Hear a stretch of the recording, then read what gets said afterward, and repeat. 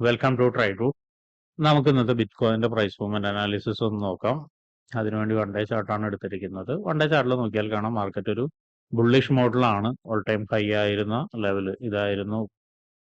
ഇതായിരുന്നു previous all time high. അതിനെ break ചെയ്ത് മാർക്കറ്റ് മുകളിലോട്ട് പോയിട്ടുണ്ട്. മുകളിലോട്ട് പോയാലും നോക്കിയാൽ കാണാം നല്ലൊരു എൻഗൾഫിംഗ് ക്യാൻഡിലാണ് താഴോട്ടേക്ക് തന്നിരിക്കുന്നത്. മാത്രമല്ല അതിന്റെ മുകളിൽ പിന്നീട് ഇതുവരെ ക്ലോസ് ചെയ്തിട്ടില്ല. മാർക്കറ്റ് അതിന്റെ മുകളിലോട്ട് പോയിട്ട് ഓരോ തവണയും താഴോട്ടേക്ക് ഇറങ്ങാനുള്ള ഒരു ടെൻഡൻസിയാണ് കാണിക്കുന്നത്. അപ്പോൾ ഒന്ന് എക്സ്പെക്ട് ചെയ്യുന്നത് മാർക്കറ്റ് ഒന്ന് കുറച്ച് താഴോട്ടേക്ക് വീണ്ടും ഇറങ്ങും എന്നുള്ളത് തന്നെയാണ്. കുറച്ച് ഇറങ്ങിയതിന് ശേഷം ഒരു നല്ല സപ്പോർട്ട് എടുത്ത് മുകളിലോട്ട് പോകുന്നത് തന്നെയാണ്. അപ്പൊ എനിവേ ഇതാണ് നമുക്ക് വൺ ഡേ ചാർട്ടിൽ മനസ്സിലാവുന്നത്. ഇനി നമുക്ക് 1 അവറിൽ പോയിട്ട് കൂടുതൽ അനാലിസിസ് നടത്താം. 1 അവറിലേക്ക് വരുന്ന സമയത്ത് ഇപ്പോൾ മാർക്കറ്റ് നിൽക്കുന്ന ഒരു ഏരിയ നോക്കിയാൽ കാണാം നല്ലൊരു റെസിസ്റ്റൻസ് ഏരിയയിലാണ് നിൽക്കുന്നത്. ഈ ഒരു ഏരിയയിലേക്ക് മാർക്കറ്റ് മൾട്ടിപ്പിൾ ടൈം വന്ന് റെസിസ്റ്റൻസ് എടുത്തിട്ടുണ്ട്.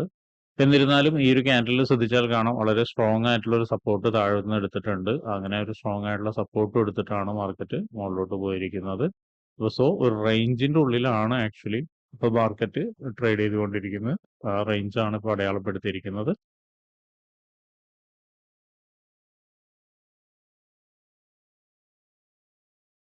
ഇനി മുകളിലോട്ട് വരുന്ന സമയത്ത് നോക്കിയാൽ കാണാം ഈ ഒരു ലെവലിൽ ഒരു കൺസോൾട്ടേഷൻ നടന്നിട്ടാണ് മാർക്കറ്റ് താഴോട്ടേക്ക് വീണത്. ആ ഒരു ലെവലിനെയും മാർക്ക് ചെയ്തിടുന്നുണ്ട്. ഈ ഒരു സപ്പോർട്ട് ലെവലിന്റെ പ്രത്യേകത നോക്കിയാൽ കാണാം ഇവിടെ കുറച്ച് നേരം ഇങ്ങനെ മാർക്കറ്റ് നിന്ന് ഒരു ബ്രേക്ക് ഔട്ട് തന്ന ഏരിയയും കൂടിയാണ്. വളരെ സ്ട്രോങ് ആയിട്ടുള്ള സപ്പോർട്ട് എടുത്ത് പോയതാണ്. സോ ഇത്രയാണ് പ്രധാനപ്പെട്ട 3 ഏരിയാസ് 1 അവറിൽ മാർക്ക് ചെയ്തിടുന്നത്. ഇനി നമുക്ക് 50 മിനിറ്റ്സിലോട്ട് പോയിട്ട് എൻട്രി സാധ്യതകൾ ഉണ്ടോ എന്ന് നോക്കാം. 50 മിനിറ്റ്സിലോട്ട് വരുന്ന സമയത്ത് ഇപ്പോൾ ഒരു സെൽ എൻട്രി ആണ് കാണുന്നത്. അത് എവിടം വരെ വരും എന്നുള്ള കാര്യങ്ങളൊക്കെ നമുക്ക് നോക്കാവുന്നതാണ്. ആദ്യമായിട്ട് 50 മിനിറ്റ്സിൽ ഒരു പ്രധാനപ്പെട്ട ഏരിയ മാർക്ക് ചെയ്തിടുന്നുണ്ട്. ഇത് അത്യാവശ്യം മോശമില്ലാത്തൊരു ഏരിയ ആണ്.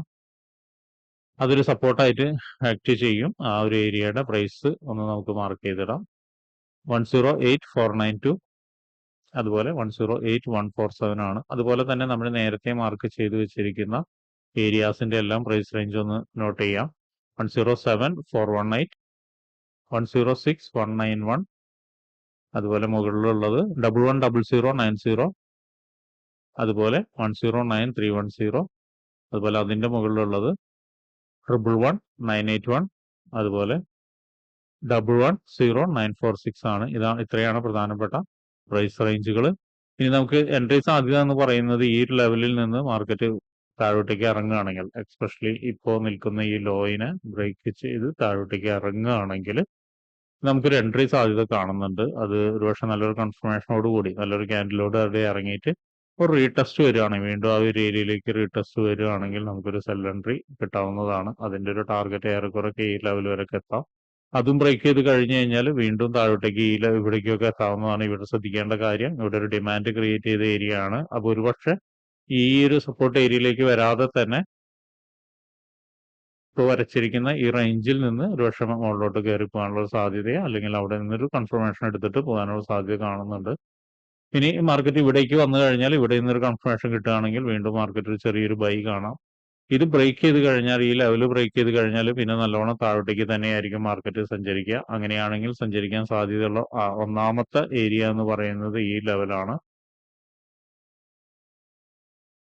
ഈ ലെവലിന്റെ പ്രൈസ് എന്ന് പറയുന്നത് 104,630, അതുപോലെ 104,094 ആണ്. അതിന്റെ താഴെ നോക്കിയാൽ കാണാം ഇതുപോലെ തന്നെ നല്ലൊരു മൊമെന്റം തന്ന മറ്റൊരു ഏരിയയും കൂടി കാണുന്നുണ്ട്. ആ ഒരു ഏരിയനെയും നമ്മൾ മാർക്ക് ചെയ്തിടുന്നുണ്ട്.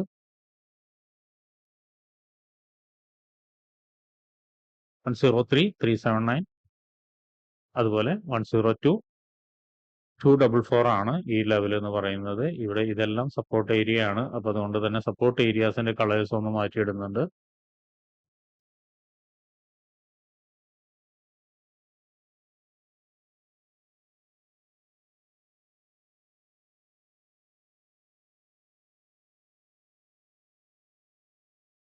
ഇനി മറ്റൊരു കാര്യം എന്ന് പറയുന്നത് നമ്മളിപ്പോ നേരത്തെ പറഞ്ഞ ഈ ലെവൽ ഒന്ന് ബ്രേക്ക് ചെയ്ത് മുകളിലോട്ട് പോവുകയാണെങ്കിൽ മാർക്കറ്റ് എത്താൻ സാധ്യതയുള്ള ഒരു ഏരിയ എന്ന് പറയുന്നത് നെക്സ്റ്റ് റെസിസ്റ്റൻസ് ഏരിയ ആണ്. ആ നെക്സ്റ്റ് റെസിസ്റ്റൻസ് ഏരിയയിൽ നോക്കിയാൽ കാണാം കുറച്ചധികം കൺസോളേഷൻ നടന്നാണ് ഒരുപക്ഷെ അവിടെ എത്തുന്ന സമയത്ത് വീണ്ടും ഒന്ന് താഴോട്ടേക്ക് ഒന്ന് ഇറങ്ങാനുള്ള സാധ്യത കാണുന്നുണ്ട്. ഇറങ്ങി ഒരു സപ്പോർട്ട് എടുക്കുന്ന ഒരുപക്ഷെ ഇവിടെ നിന്നോ അല്ലെങ്കിൽ താഴോട്ടേക്ക് പറഞ്ഞ ഏരിയയിൽ നിന്നൊക്കെ സപ്പോർട്ട് എടുത്തു കഴിഞ്ഞു കഴിഞ്ഞാൽ വീണ്ടും മുകളിലോട്ട് തന്നെ പോവാം.